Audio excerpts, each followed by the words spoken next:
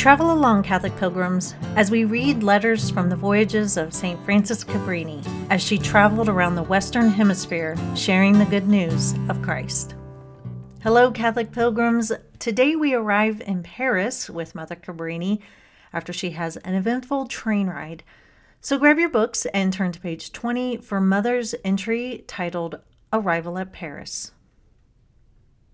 Arrival at Paris. The journey has been very happy. While we were passing through those high chains of mountains and admiring so many beauties of nature created by God, just to give pleasure to his creatures, our souls felt raised to sublime meditation. It was beautiful to notice the sweet impression the many various sights they saw made on the minds and in the hearts of the sisters, for this was the first time they had made this journey.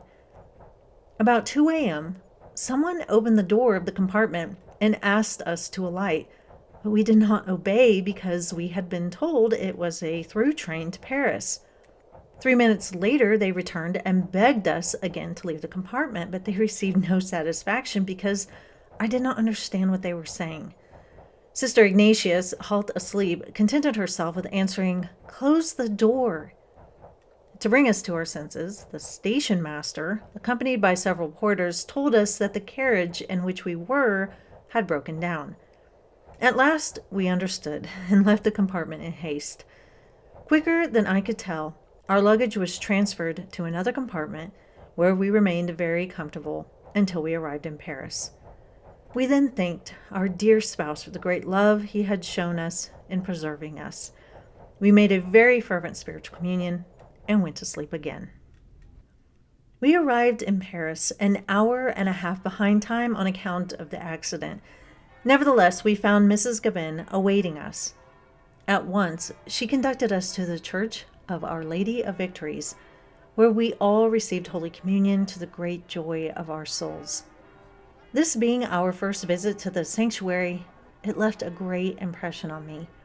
The Most Holy Virgin, our loving Mother, invited me, maybe because I have placed our Institute and each one of you in a special manner under her protection, and through her in the heart of the child Jesus. What beautiful graces will shower down upon us for our sanctification, for the good of the Institute, and for the salvation of souls.